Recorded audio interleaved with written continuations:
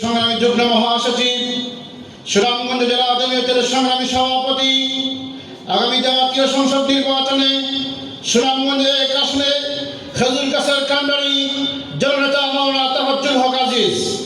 আলোচনা পেশ করবেন জননেতা মাওলানা তাফাজ্জুল হক আজিজ।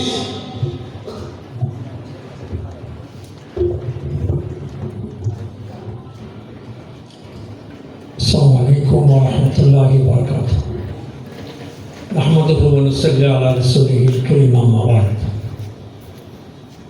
হযরত শেখ আকবর আলী রহমতুল্লাহ আলাইহি জীবন কর্ম আলোচনা শীর্ষক আজকের এই সবার সম্মানিত মহতারাম সভাপতি, মঞ্চে উপবিষ্ট প্রধান অতিথি হিসাবে যিনি আমাদেরকে আলোকিত করছেন, সৌন্দর্যমণ্ডিত করছেন, তিনি বাংলাদেশে এই উপমহাদেশে ব্রিটিশ বিরোধী আন্দোলন অর্থাৎ এই উপমহাদেশ থেকে ইংরেজ খেলাও আন্দোলনে যেসব মনীষীর ভূমিকা ছিল, সেই সব মনীষীদের মধ্যে একটা খানদান ছিল।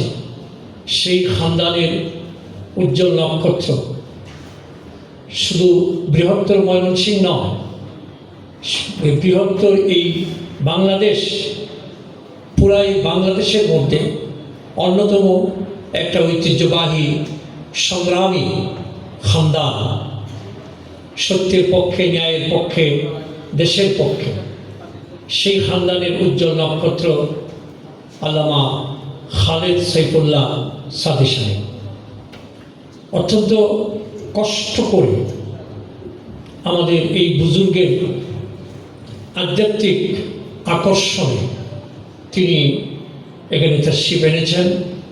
আমরা সুনামগঞ্জের পক্ষ থেকে, আজকের এই আয়োজনের পক্ষ থেকে আমরা তাকে কৃতজ্ঞতা প্রকাশ করছি, বিনম্র শ্রদ্ধা জ্ঞাপন করছি এবং সাথে সাথে মোবারকবাদ জানাচ্ছি এবং আল্লাহর কাছে তার জন্য নেক হায়াত কামনা করছি।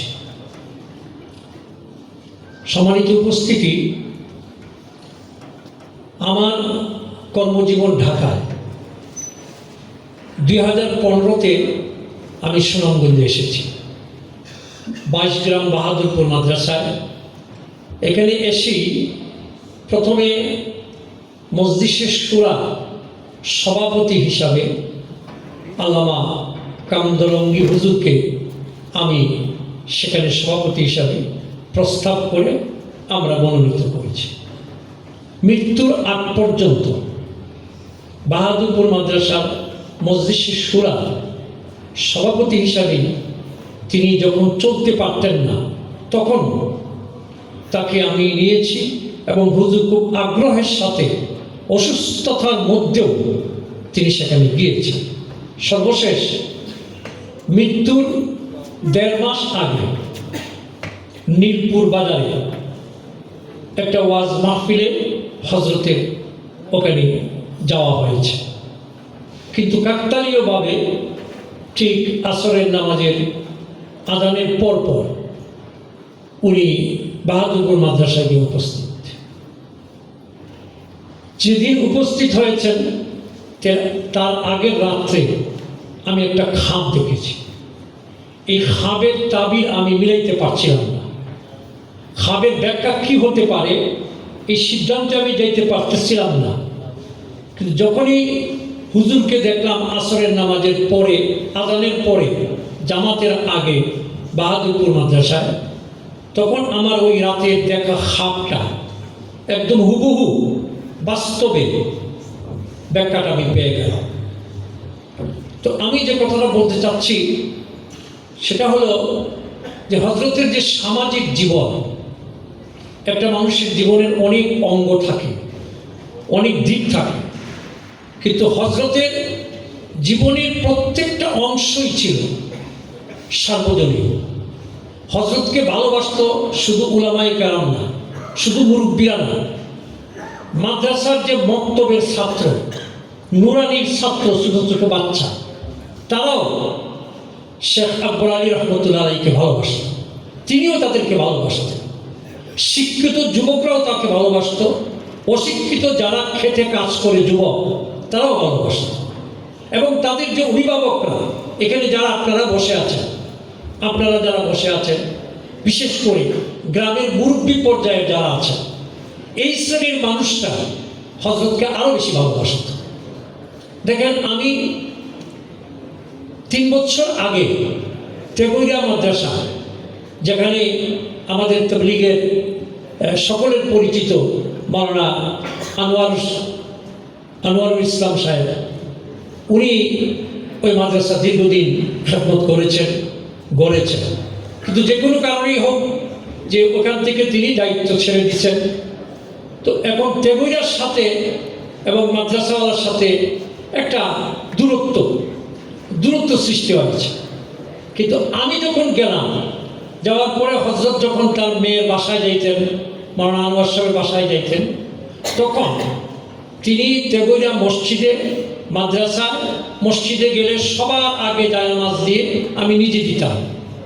হযরত এত খুশি হইতেন। এবং ওই মাদ্রাসা যে রুমে এসি লাগানো, সেই এসি রুমে নিয়ে হযরতকে বসিয়ে আমি আমার সবটুকু হৃদয়ের উদার্যতা সবটুকু উজাড় করে হযরতের খেদমত করেছি।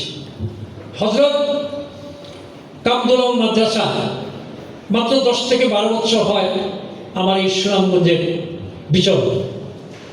এই যে কয় বছর আমি আছি, প্রত্যেক বছর হযরত বলতেন যে আপনাকে কিন্তু আসতে হবে, আপনাকে কিন্তু আসতে হবে আমাকে। তো শেষ একটা কথা আমি হযরতের কাছ থেকে পেয়েছি। হযরত বলছেন যে মতের ইখতিলাফ হবে, এটা তো স্বাভাবিক, এটা তো ফিতরি ব্যাপার, কিন্তু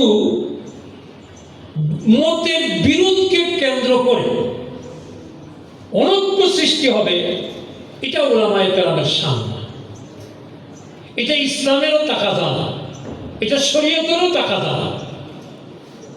হযরত আমাকে এই কথাটা বারবার বলতেন, আর বলতেন যে সামাজিক যে দায়িত্ব উলামায়ে কেরামের, রাজনৈতিক এবং সামাজিক দায়িত্ব, এই দুটো বিষয় কিন্তু, একটা হলো মাদ্রাসার অঙ্গনে দায়িত্ব, ওয়াজ নসিহতের অঙ্গনে দায়িত্ব, আরেকটা হলো উলামায়ে কেরামের অঙ্গনে দায়িত্ব, আরেকটা হলো সামাজিকভাবে এবং রাজনৈতিকভাবে উলামায়ে কেরামের যে দায়িত্ব, সেই দায়িত্বটা সকলের আস্থা অর্জন করার মাধ্যমে, সকল শ্রেণী পেশার মানুষের আস্থা অর্জন করার মাধ্যমে সামাজিক এবং রাজনৈতিক দায়িত্বটা পালন করা এবং সফল হওয়া, এটা বড় কঠিন কাজ।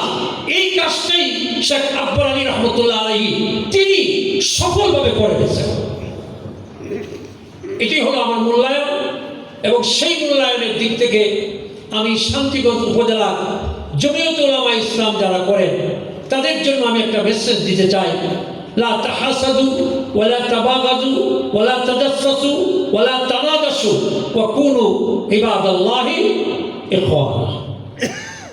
আসুন, আমরা হযরতকে দেখেছি অনেক বিষয় ইখতিলাফ আছে অনেক আলেমের সাথে, কিন্তু এই হাদিসের যে মর্ম, এই হাদিসের মর্ম অনুযায়ী তার কলবের ভিতরে কোনো হাসাদ, কোনো বংশ, কোনো প্রতিশোধ, কোনো জিজ্ঞাসা বিন্দুমাত্র তার ছিল। সেজন্য এই অঞ্চলের শান্তিগঞ্জ উপজেলার যারা আছেন জমিয়তুল উলামা ইসলাম, আসুন, আমাদের সুযোগ এসেছে, বাংলাদেশে নতুন যে প্রেক্ষাপট সৃষ্টি হয়েছে, সেই প্রেক্ষাপটে আমরা হযরতের রাজনৈতিক এবং সামাজিক এই মিশনকে যদি আমরা এই সুযোগে কাজে লাগাইতে পারি, তাহলে আমি বিশ্বাস করি হযরতের আত্মা খুশি হবে, শান্তি পাবে, এবং আমরাও হযরতের সামনে কিয়ামতের দিন আমরা মুখ দেখাতে পারবো উজ্জ্বলভাবে। এই আহ্বান রাখলাম। আসুন, আমরা সকলে ঐক্যবদ্ধ হয়ে সুন্দরভাবে আমরা হযরতের সামাজিক এবং রাজনৈতিক উত্তরাধিকারী এই সম্পদকে আমরা ঐক্যবদ্ধভাবে কাজে লাগাই। আল্লাহ আমাদেরকে তৌফিক দান করুন। আমিন। ওয়া আখিরু দাওয়ানা আলহামদুলিল্লাহি রাব্বিল আলামিন।